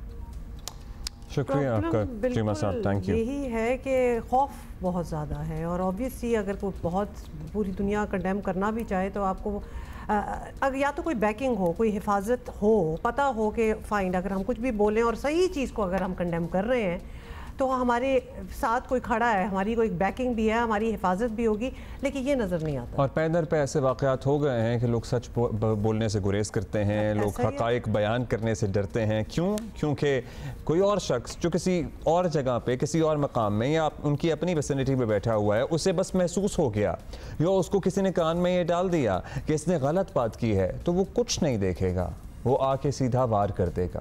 اس لیے لوگ ڈرتے ہیں. اور ایسے واقعے اتنے زیادہ ہیں کہ آبویسلی اس کے بعد وہ بات ساری وہیں آ گئی کہ جب تک کوئی سٹانس نہیں لیا جائے گا, کوئی سزائیں نہیں دی جائیں گی, کوئی ایکشن, کوئی ٹینجیبل ایکشن نہیں ہوگا, تب تک معاشرتی ایک چینج کو ایکسپیکٹ کرنا سرسری گفتگو میں ہم کہتے تھے نا ریاستی رٹ, اس معاملے میں ایکچولی صحیح معنوں میں جب تک ریاست کی رٹ قائم نہیں ہوگی, جب تک یہ ریاست طے نہ کرے گی, جرت کیسے ہوئی کسی کی کہ کوئی اٹھ کے کسی کے خلاف اس طرح کے بیانات اور دھمکیاں دے دے اور اعلانات کرے. 15 سال میں دیکھ لیں کتنے موقع آئے جب یہ باور کیا جا سکتا تھا ریاست کی طرف سے کہ ہم کوئی اس قسم کی ایڈونچرزم برداشت نہیں کریں گے, لیکن کیا ہوا پھر؟ तो अब क्या एक्सपेक्ट किया जाए आवाम से? ऑब्वियसली आवाम तो फिर चुप हो जाएगी ना, किसने प्रोटेस्ट करना है? In any case this is how it is. अच्छा, दिस इज़ इंटरेस्टिंग, ये सुन के ज़रा लोगों का इंटरेस्ट जो है थोड़ा सा डेवलप होगा। कल सरगोदा में एक दिलचस्प वाक़या ये पेश आया कि रेस्क्यू इदारों ने सड़क पर बेहोश मिलने वाले एक बुजुर्ग शहरी की अब मदद आप सोच रहे होंगे मैं क्यों मुस्कुरा रहा हूँ? नहीं, सुनते जाए ना। तो ये एक बुजुर्ग शहरी थे, वो बेहोश पड़े हुए थे और इस अस्पताल लेकर गए, लेकिन इसकी जेब से कुछ निकला और इसने सबको हैरान कर दिया। अब वो क्या निकला हम आपको बता देते हैं। रेस्क्यू इदारों ने इसकी शनाख्त के बाद इसे इंटरनेशनल भिखारी का टाइटल दे दिया। अब ये मलिक क्यों दिया, हमें मजीद बताएंगे। मलिक अस्कर बताएंगे। ये जरा देखिए, बड़ी इंटरेस्टिंग बात है। जी, सरगोदा में एक ऐसे शख्स का इंकशाफ हुआ है जो सऊदी अरब और दुबई का जहाज़ों पर सफ़र कर चुका है। लेकिन ये शख्स कौन है? ये कारोबार की गरज से नहीं गया वहाँ पर, बल्कि बताया ये गया है कि ये भीख मांगने की गरज से गया है। और रेस्क्यू 1122 सरगोदा की टीम ने इस बात की तस्दीक भी की है। खुशाब सरगोदा रोड पर एक मुअम्मर शख्स पड़ा हुआ है, किसी हादसे का शिकार हुआ है। शफीक नामी इस शख्स को जब DHQ अस्पताल पहुँचाया गया और उसकी जामिया तलाशी ली गई तो उसके कब्ज़े से 5,35,000 रुपये की खतीर रकम बरामद हुई, जबकि उसके पास से पासपोर्ट भी बरामद किए गए। इस पासपोर्ट के ऊपर सऊदी अरब और दुबई की सफ़र की मोहरें भी लगी हुई थी। जब रेस्क्यू ज़राए का कहना है कि उन्होंने इस बुज़ुर्ग के बुरसा के बारे में मालूमात हासिल की तो बताया गया कि ये शख्स इंटरनेशनल भिखारी है और ये मुख्तलिफ ममालिक में जाकर भीख मांगता है। ये उसी गिरोह का हिस्सा है जो मुख्तलिफ ममालिक में जाकर भीख मांगते हैं। शफीक नामी इस शख्स को जो हस्पताल से डिस्चार्ज किया गया तो रेस्क्यू 1122 का जो मेन ऑफिस है वहाँ पर एक तकरीब के दौरान उसे 5,35,000 रुपये की न सिर्फ रकम वापस की गई बल्कि इसका पासपोर्ट और दीगर जो अशिया इसके पास से बरामद हुई थी वो तमाम अशिया इसको वापस कर दी गई। चेक करें जी ये सीन है, क्या है ये, क्या हो रहा है? क्या एक तरफ मुल्क में ज़ाहिर है गुर्बत है, परेशानी है, दूसरी तरफ भिखारियों के नेटवर्क फैले हुए हैं। लेकिन इंटरनेशनल भिखारी आपका बहुत दिल पसीजता होगा अगर आप किसी सिग्नल पे खड़े हों, लेकिन आप जितना भिखारियों को फंड करेंगे उतना ही बच्चों की किडनैपिंग में इजाफा होगा, ह्यूमन ट्रैफिकिंग में इजाफा होगा, जराइम और बढ़ेंगे। ट्रेजिक स्टोरीज भी आपके इर्द गिर्द सुनाई जा रही हो ना, तो आप अपने दिल पे पत्थर रखें और फिर चुप कर जाएं, मत दें। और फिर क्योंकि दिल तो भारी होता है, आप उन जगहों पे जाके दें जहां आपको पता है कि काम कुछ अच्छा हो रहा है, गरीबों की मदद हो रही है, जो आप दिल से करना भी चाह रहे हैं। But do not entertain these भिखारी। मतलब who would have thought there would be a term international भिखारी? This is sad. This is embarrassing. This is actually embarrassing. क्योंकि हमने ऐसे भी बाय द वे किस्से सुने हैं कि ये इंटरनेशनल भिखारी लिटरली एयरपोर्टों से निकलते हैं बाहर के मुल्कों जाके और एयरपोर्ट पे सूटकेस उठाया हुआ वहीं से भीख मांगना शुरू कर देते हैं। और इतनी बुरी नजरों से लोग इनको देखते हैं कि तुम तो अभी मस्जिद नबवी के अतराफ में कितने इस तरह के कितने ही लोगों को डिपोर्ट किया गया, वापस भेजा गया। जितने लोग होते हैं सैडली ज़्यादातर पाकिस्तानी होते हैं जो भीख मांग रहे हैं। सैडली बेशर्मी है वैसे तो ये। अच्छा जी, अभी हमने आपको बताना है कि बरतानवी सरकारी टीवी के साबिक मेज़बान ह्यू एडवर्ड्स पर चाइल्ड पोर्नोग्राफी के इल्ज़ामात का इन्हें सामना है और ह्यू एडवर्ड्स पर इल्ज़ाम है कि उन्होंने बच्चों की नाजेबा तस्वीर व्हाट्सएप पर शेयर की हैं। स्कॉटलैंड यार्ड के मुताबिक एडवर्ड्स को दिसंबर 2020 से 22 के दौरान नाजेबा तस्वीर शेयर करने के 3 इल्ज़ामात का सामना है। एडवर्ड को गुज़श्ता साल 8 नवंबर को गिरफ्तार किया गया, 26 जून को इन पर फर्द जुर्म आयद की गई है। ह्यू एडवर्ड्स इस वक्त ज़मानत पर हैं। आपको बता दें वो बुध को वेस्टमिनिस्टर मैजिस्ट्रेट की अदालत में पेश होंगे और मैं तो इनका अदालत सिस्टम, जस्टिस सिस्टम के हवाले से हैरान, इम्प्रेस तो हम होते हैं, हैरान भी हो जाते हैं कि दुनिया में क्या क्या हो जाता है। आपको याद है ना कि कसूर में पूरा एक नेटवर्क पकड़ा गया था कुछ साल पहले और उसमें बहुत बड़े बड़े नाम भी मुलविस हुए थे। वो नाम मतलब हम तो ले भी नहीं सके, ना कोई कार्रवाइयाँ हुई, कुछ नहीं हुआ उसके बाद। हालांकि वो एक नेटवर्क था, हजारों और अगर हुई तो वो उनको एग्जाम्पल नहीं बनाया गया, सेट नहीं किया गया, दुनिया को नहीं बताया गया कि हाँ जी ये गिरोह था, ये नेटवर्क था, ये सारा कुछ हो रहा था। में हमें क्यों याद आ जाता कि आओ इसकी भी इज्जत होगी, इसकी भी फैमिली होगी, तो आओ इसको, इसका नाम भी नहीं होना चाहिए। नथिंग, ऐसे जो हरकतें कर रहे हैं उनकी कोई इज्जत नहीं है, दे शुड बी एक्सपोज्ड। तो हमारे यहाँ बहुत ऐसे केसेस होते हैं, लेकिन कोई आप वाकया ढूंढ सकते हैं जहाँ कोई सजाएं हुई हो, कोई बिग डील बनी हो, कोई डिटरेंट कायम हुआ हो? Nothing at all. और मतलब सोशल मीडिया पे आप देख लें جس کا دل چاہتا ہے, یہاں پہ تصویریں شیئر کرنے پہ انہیں فرد جرم کا سامنا کرنا پڑ رہا ہے, جس کا دل چاہتا ہے فیک ہوں نہ ہوں, خود ڈاکٹر کیمی ہوں, کچھ بھی ہو, غلیظ تصویریں, گندی تصویریں آپ شیئر کریں گے اپنے مخالفین کی, واٹس ایپ گروپ میں فارورڈ کریں گے, اس پہ کامنٹری چلے گی. Like this is that easy. اور how we brush it under the carpet, that is the decay of our society. یہ ہو رہا ہے ہمارے یہاں. اچھا جی, ہمیں اس کا احساس کم ہوتا ہے, لیکن ہم دنیا کے ایک ایسے منفرد ملک میں رہتے ہیں جہاں پہاڑ بھی ہیں, سمندر بھی, دریا بھی, جنگل, صحرا, you name it, we really have everything. مطلب لوگ اتنے سے ملک ہوتے ہیں جہاں پہ ایک ہی طرح کی ٹرین ہوتی ہے. we are so blessed. ہمارے پاس گلیشیئرز بھی, ہمارے پاس ہر چیز ہے. تو ایسی جیوگرافی ہو تو ہر طرح کا چرند پرند وائلڈ لائف جو ہے وہ آپ ایکسپیکٹ کر سکتے ہیں, اور ان میں سے ایک نایاب جانور ایسا ہے جس کی نسل کو خطرہ ہے, and that is snow leopards. اور دیگر نایاب وائلڈ لائف کی تلاش میں دنیا بھر سے یہاں فوٹوگرافر جو ہیں وہ بھی آتے ہیں, اور بڑی ہی کمال کی, یہ لیں جی کچھ فوٹوگرافی جو ہے ہم آپ کے سامنے پیش کر رہے ہیں. ان میں سے ایک نمایاں نام فوٹوگرافرز میں سے ہے سردار جمال خان لغاری صاحب کا, جو ہمیں جوائن کر رہے ہیں. He is the honorary ambassador wild life Pakistan, Nikon's ambassador of wildlife لائف فوٹوگرافی بھی ہیں, اور وائلڈ لائف سینکچری بھی ہے ان کی ایک ڈیرہ غازی خان میں. So he's definitely one person in love with wildlife and animals. لغاری صاحب, ویلکم ٹو جیو پاکستان. کیا حال ہے آپ کا؟ یہ ذرا انٹرسٹ آپ کا لو فار وائلڈ لائف, اس کا تھوڑا سا بریفلی بیک گراؤنڈ بتائیں. جی السلام علیکم. جی آئی فیل گریٹلی آنرڈ اینڈ پریولیج کہ آج آپ کے میں اس بہت نامی کرامی شو میں بھی آج حاضر ہوں.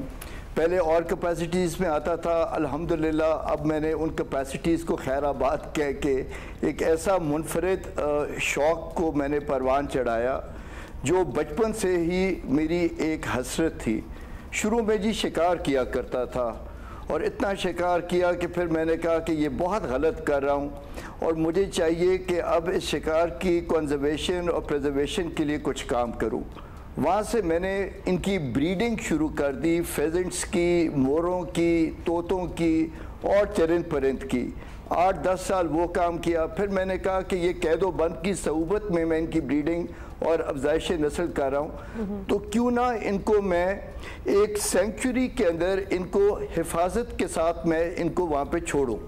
پھر میں نے وہاں پہ سینکچوری اپنی بنائی. وہاں پہ میرے اللہ تعالیٰ نے مجھے زمین دی تھی, وہ زمین میں کاشتکاری میں بھی استعمال کر سکتا تھا, لیکن میں نے وہ ان پرندوں اور جانوروں کے لیے وقف کر دی. آج وہ پاکستان کی ایک بڑی کامیاب ترین سینکچوری بن چکی ہے. اس کا نام جمال لغاری وائلڈ لائف سینکچوری ہے ڈیرہ غازی خان میں.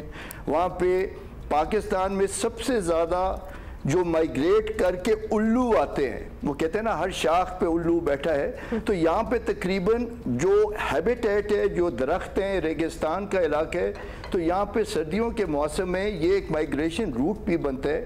تو آؤلز کی 10 سپیشیز یہاں پہ آ کے باقاعدہ طور کے اوپر یہاں پہ بریڈ کر رہی ہیں. اس میں لانگ ایڈ آؤل ہے, شارٹ ایڈ آؤل ہے. تو لغاری صاحب یہ that's a lot of knowledge you have, interest آپ کو ڈیفینیٹلی ہے. فوٹوگرافی بھی ہم آپ کے ساتھ ساتھ دیکھ رہے ہیں, سینکچوری بھی آپ نے بنائی, آپ نے اسٹڈی بھی کیا کیا؟ آئی مین جس طرح آپ یہ الو کی ہی ویرائٹیز کا آپ بتا رہے ہیں, every time you would see you would keep studying it, اپنی نالج کو بڑھایا؟ جی when I saw these varieties, there is an app called Merlin and eBird.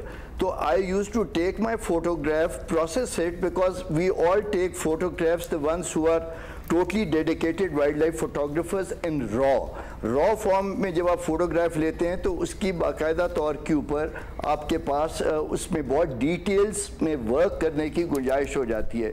جیسے آپ دیکھ رہی ہیں ان تصاویر کے اندر, پوری پاکستان میں ایسے علاقوں میں گیا ہوں جہاں پہلے میں سوچ بھی نہیں سکتا تھا. یہ وائلڈ لائف کے شوق میں, یہ آپ دیوسائے نیشنل پارک کی بیر کی تصویر آپ دیکھ رہی ہیں, اور یہ دنیا کا 2nd ہائیسٹ پلیٹو ہے دیوسائے نیشنل پارک. اب مجھے جو انہوں نے, اب یہ ایک میری ایسی تصویر ہے جو وہاں کے تمام پینیفلیکسز پہ آپ کو گریٹ کر رہی ہے. یہ ایک ایفرٹ شو کر رہی ہے. وائلڈ لائف میں خالی 19 بندے وہاں پہ کام کر رہے ہیں, اور 3000 اسکوائر کلومیٹر کے ایریا کو اپنی اوپر جبر کر کے وہ ساری محنت کر رہے ہیں. ایسے لوگوں کو ہمیں سراہنا چاہیے. جی بالکل, مطلب یہ جو تصویر ہے جس میں بیئر فیملی ہے, You know, this is $1 million picture. It's hell. Sir, I'm grateful, Abdullah bhai. ये बताइए कि लगारी साहब स्नो लेपर्ड जी स्नो लेपर्ड की हम तस्वीरें भी देख रहे हैं. हम आपसे यही जानना चाहते हैं, बीच स्नो लेपर्ड और ये ग्रिजली बेयर होगा या पर्टिकुलरली स्नो लेपर्ड की बात कर लें, क्योंकि हमने तो सुना ही है कि वो जो इंडेंजर्ड स्पीशी है ओवर द ईयर्स आपने शिकार करने के ज़माने तक, प्रिजर्वेशन के ज़माने तक, कौन सी ऐसी स्पीशीज है जिनको आपने लिटरली अपनी आंखों के सामने एक्सटिंक्ट होते हुए देखा है and we need to do something on emergency basis to protect them? आप कह रहे हैं जी मैं आपको एक बात बताऊं. एक डक की स्पीशी है जिसका बहुत कम लोग जानते हैं, इट्स कॉल्ड मार्बल डक. अब मार्बल डक ऐसी वाहिद डक है जिसका किसी ने पहले रिकॉर्ड नहीं किया था उसकी ब्रीडिंग का. तो आप हैरान होंगे कि मुजफ्फरगढ़ का जो थल का इलाका है वहाँ पे मैंने इसको दरियाफ्त किया और इसकी बाकायदा ब्रीडिंग रिकॉर्ड की, जो कल वाइल्ड लाइफ की एक बहुत ज़बरदस्त एग्जिबिशन हो रही है यहाँ पे आपके आर्ट्स काउंसिल में इस्लामाबाद में, तो उसमें उसकी तस्वीर भी आवेज़ा है. अभी आपके सामने वो तस्वीर नहीं है, ये आप देख रहे हैं. मैं -32 डिग्री टेम्परेचर में मैंने स्नो लेपर्ड के कब्स की एक तस्वीर ली दिसंबर 2023 में. ये आप देख रहे हैं कि आइबेक्स एक मारखोर की खास स्पेशल एक वैरायटी, आपको पता है मारखोर पाकिस्तान का नेशनल एनिमल है, तो उसकी एक सब स्पीशी हमने डिस्कवर की है जो अनकरीब दुनिया के अंदर एक नई सब स्पीशी के तौर के ऊपर उभरेगी, स्टोर मारखोर की सब स्पीशी. ये स्नो लेपर्ड बाकायदा फुल जंप कर है. ये आइबेक्स बाकायदा आके पानी के पास आके खड़ा है अपनी प्यास मिटाने के लिए सर्दियों के मौके के ऊपर, और यहाँ पे आप देख सकते हैं बर्फ़ भी जमी. ये वो स्नो लेपर्ड के कब्स की तस्वीर है जिसका मैं आपको तस्करा कर रहा था. तो ये कब शौक शुरू हुआ, ये शौक, अब एक आपको बात बताऊंगा, आप लोग दोनों हंस पड़ेंगे. ये वो मारखोर की स्पेशल सब स्पीशी थी. अगर आप बैक करें जी, ये स्नो लेपर्ड SL, मेरा जो असल नाम है वो सरदार मोहम्मद जमाल खान लगारी है, तो उसका पहला S है और लगारी का L है. So snow leopard was destined to meet Sardar लगारी because दोनों का SL था. Got it. ये तो बिल्कुल ये तो डेस्टिनी हो गई कि आप लोग. बट हमारे यहाँ स्नो लेपर्ड की पॉपुलेशन में कमी आई है. सर स्नो लेपर्ड की पॉपुलेशन अल्लाह के फजल से बढ़ रही है. अच्छा. और ये मैं खराज पेश करता हूँ कि वहाँ पे गिलगित बल्तिस्तान में ख़ास तौर पे कम्युनिटी पार्टिसिपेशन का जो एक इनकलाबी प्रोग्राम चला है जिसके अंदर आप कंजर्व करते हैं, प्रोटेक्ट करते हैं वहाँ की जो कम्युनिटी होती है, उसकी एक कमेटी बनती है 15 अफराद पे, वो प्रोटेक्ट करती है आइबेक्सेस को. स्नो लेपर्ड का जो कुदरती ज़िंदगी का गुजरान है, एक इकोसिस्टम है, उस इकोसिस्टम की बैलेंसिंग के लिए स्नो लेपर्ड आइबेक्स को खाता है. जो स्नो लेपर्ड की मादा है वो साल में लगभग 14 से 18 आइबेक्सेस खाती है. जब आपकी कम्युनिटी आइबेक्सेस को प्रोटेक्ट करती है ट्रॉफी हंटिंग के लिए, तो उसमें स्नो लेपर्ड की ऑटोमेटिक आपकी प्रोटेक्शन हो रही होती है. तो ये एक इनकलाबी प्रोग्राम है जिसकी वजह से स्नो लेपर्ड आपका बढ़ है. पहले ये 80 से 100 हो गए थे, अल्हम्दुलिल्लाह अब 350 से 400 हो गए हैं as per the survey of the snow leopard foundation. ये इस वक्त जो तस्वीर नजर आ रही है, आप भी देख रहे हैं, ये क्या कौन सा जानवर है? ये बड़ा जबरदस्त जानवर है जी. और अभी अवार्ड्स में उन फर्ज शनास जो आपके रेंज स्टाफ के जो फील्ड के बंदे हैं, ये है जी हिमालयन ग्रे वुल्फ. इसके मुंह में आप देख रही हैं गोश्त है. ये गोश्त किसी गाय या उसका शीप गोट का नहीं है. ये आइबेक्स मारा था स्नो लेपर्ड ने एक रात पहले. ये हिमालयन 3 वुल्व्स आए थे और ये एक जो माँ है अपने बच्चों के लिए लेके जा रही है ये गोश्त की, ये टांग की जो रान कहते हैं, ये रान का हिस्सा लेके जा रही है. अल्लाह ने मुझे मौका दिया कि मुझे ये नादर मौका मिल गया. ये किस्मत से होता है जी. ट्राई तो सारे करते हैं. BBC अर्थ की टीम आई थी, महीना लगाया, उन्हें स्नो लेपर्ड नहीं मिला. सबसे ज्यादा आपने कितना इंतजार किया है? ये फॉर इंस्टेंस वो जो हम आपका स्नो लेपर्ड वाला शॉट देख रहे हैं जिसमें कब्ज हैं या वो जंप कर रहा है, कितने इंतजार के बाद आपको ये शॉट मिला? बड़ा पेशेंस चाहिए to get the right picture. Abdullah भाई और हुमा बहन, हुआ ये कि 4 दिन, मैं अभी मार्च 2024 में गया था, ये वाली तस्वीर है दिसंबर 2023 की बच्चों की, ये मैं फिर गया हूँ मार्च 2024 के अंदर, और आप हैरान होंगे 4 दिन हमें स्नो लेपर्ड नहीं मिला। हमारी आंखें दुख गई देख देख के, क्योंकि ये इसको कहते हैं अब गोस्ट ऑफ द माउंटेन्स, नजर ही नहीं आता। अगर ये किसी आइबेक्स को शिकार करेगा और आइबेक्स आपको कहीं नजर आ जाएगा तो समझे स्नो लेपर्ड उसको खाने के लिए आएगा। अब ये मेरी 8 जुलाई 2021 की तस्वीर है जिसमें स्नो लेपर्ड की माँ अपने 2 बच्चों के साथ जी, और वो इतना दूसरा बच्चा इतना कैमोफ्लेज हुआ है कि वो दूसरा बच्चा नजर ही नहीं आ रहा पहाड़ के साथ। मतलब कुदरत ने क्या इनकी स्किन बनाई है कि ये बिल्कुल अपने एनवायरनमेंट में छुप जाते हैं। It's amazing. आपकी फोटोग्राफी हमें बहुत ही मुतासिर की है, बहुत खूबसूरत है। कभी मौका मिलेगा तो हम आपकी सेंचुरी जरूर आना चाहेंगे इंशाल्लाह। थैंक यू सो मच जरूर एक बार से सद इफ्तिखार होगा आप दोनों and would like to show it to the world as well, or we'll send our correspondent from DG5 उसको स्नो लेपर्ड जरूर मिले। बस ये इस वादे, ये आपने वादा कर दिया, फिर तो हम जरूर आएंगे। Thank you so much for being with us. कितना रिफ्रेशिंग लगता है, मतलब ये बात करना और ये तस्वीरें देखना और किसी का इतना पैशन, इतना शौक देखना, इट्स क्वाइट एंडियरिंग। गुड भाई, आए दिन बिजली के नित नए झटके पाकिस्तानी अवाम का मुकद्दर बन गए हैं। कराची वाले कमर कस लें, नापरा आज फिर के इलेक्ट्रिक के 2 माह की फ्यूल एडजस्टमेंट के तहत बिजली महंगी करने की डिमांड सुनने जा रहा है कि इलेक्ट्रिक ने मई की माहाना फ्यूल एडजस्टमेंट की मद में ₹2.53 फी यूनिट, जून की माहाना फ्यूल एडजस्टमेंट की मद में ₹2.92 फी यूनिट मांगा है इजाफा। और लगता यही है कि पावर जनरेशन कंपनियों को नापरा के दर से पहले मायूसी हुई है, ना इस बार होगी।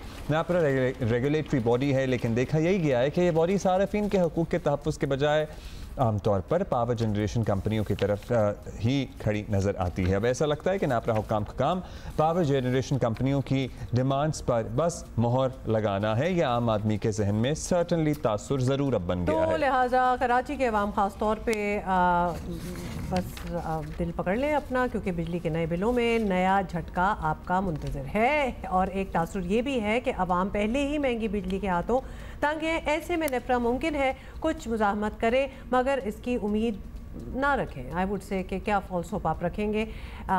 नेपरा जो है वो अगर आज के इलेक्ट्रिक की ये डिमांड पूरी कर देता है तो कराची वालों पर 10 अरब रुपए से ज़्यादा का बोझ पड़ेगा। हमने आपके लिए कैलकुलेशन कर ली है। अच्छा जी, नुमाइंदा जियो न्यूज़ हमारे साथी अशरफ मलकम हमें ज्वाइन कर रहे हैं। बताइएगा, अब ये जो ताज़ी एडजस्टमेंट मांगी जा रही है, एक बार फ्यूल एडजस्टमेंट की फिर से फ्यूल एडजस्टमेंट की समाअत करने जा रहे हैं, जिसके नतीजे में बिल और बढ़ सकते हैं। फ्यूल एडजस्टमेंट का कानून कायदा है क्या, मतलब किस तरह अवॉर्ड की जाती है फ्यूल एडजस्टमेंट? हर महीने की अलग होती है, फिर क्वार्टरली अलग होती है? ज़रा आप समझा दें। जब भी कोई बिजली का कारखाना लगाता है, वापडा वाले हों, सरकारी कंपनी हो या कोई प्राइवेट कंपनी हो, जब बिजली का कारखाना लगाते हैं वो नेपरा के पास अपना टैरिफ तय करवाने के लिए दरख्वास्त लेके जाते हैं कि हमने ये एक यूनिट लगाया या आज एक प्रोजेक्ट खड़ा किया, इतना हमारा इस पर खर्चा है, लिहाजा इसके हिसाब से आप हमारा टैरिफ तय करो। This is the point. उस वक्त असूलन तो ये होना चाहिए कि वहाँ नेपरा के मेंबरान 4 होते हैं, चारों बैठने चाहिए, यकीनन एक रेगुलेटरी अथॉरिटी वो बैठें जो कंपनी अपना टैरिफ लेके आती है, जिसको कमर्शियल डिसीजन मेकिंग कहते हैं। उस हियरिंग में कंपनी अपना टैरिफ लेके आती है, वहाँ इंडस्ट्री के नुमाइंदे नहीं होते, वहाँ पब्लिक की हियरिंग, पब्लिक की तरफ से कोई नुमाइंदा नहीं होता, वहाँ इंडिपेंडेंट ऑब्जर्वर कोई नहीं होता, वहाँ कोई NGO नहीं होती, वहाँ हर सेक्टर में कुछ वॉलंटियर्स काम कर रहे होते हैं, पाकिस्तान में भी काम कर रहे हैं, तो उनको नहीं बुलाया जाता। बंद कमरे में एक दरख्वास्त होती है, मेंबर्स बैठते हैं नेपरा के चारों सूबों से, एक उनका चेयरमैन बैठता है, कंपनी की बात सुनते हैं, उनको टैरिफ दे देते हैं कि इतना टैरिफ होगा। This is the big issue कि वो टैरिफ कैसे तय होता है, उसमें इंडिपेंडेंट ऑब्जर्वर्स क्यों नहीं बैठते, ये एक इशू बैठता है। दूसरा इशू अगर इन्होंने तय कर भी दिया, जो कि कभी मेरिट पे नहीं होता, उसमें बहुत लंबे चौड़े किकबैक्स होते हैं, उसमें बेशुमार कहानियाँ होती हैं, हर दौर में रही हैं, उसका इंडिपेंडेंट ऑडिट होना चाहिए। ये हर मुल्क में होता है। मैं आपको हिस्ट्री देता हूँ, दुनिया का कोई ऐसा मुल्क नहीं है जहाँ रेगुलेटर के कमर्शियल डिसीजंस का ऑडिट नहीं होता। उसमें नेपरा का एक, उसने जब इनका ऑडिट करने की बात की गई कमर्शियल डिसीजंस का, जो पब्लिक अकाउंट्स कमेटी हमारा सबसे बड़ा इदारा है, उसका जब ऑडिट की उन्होंने फैसला किया हमने नेपरा का ऑडिट करना है, नेपरा ने जाके कोर्ट से स्टे ले लिया कि आप हमारा ऑडिट नहीं कर सकते, वो स्टे चल रहा है। लिहाजा वो इदारा, वो रेगुलेटरी अथॉरिटी जिसका नाम नेपरा है, जो करोड़ों अवाम के एक रेट फिक्स करके उनसे वसूलियाँ करता है बिजली के बिलों के ज़रिए, उसका ऑडिट नहीं हो सकता कि आपका जो डिसीजन था टैरिफ फिक्स करने वाला वो ऑन मेरिट था या ऑन मेरिट नहीं था। मेंबर्स कैसे अपॉइंट होते हैं? कंपनीज के नुमाइंदे यहाँ मेंबर्स लगे। तो अफसोस की बात ये है कि नेपरा का तारुफ जो है वो एक रेगुलेटरी बॉडी के तौर पर है और ये रेगुलेशन है। This is मतलब there is no independent body, somebody regulator to look into it कि भाई जो डिमांड की जा रही है वो legit है, वो सही है, वो honest है। So this is the problem. We are going to leave it at that. Thank you, Ashraf Malcolm, for being with us, and we will see you all tomorrow.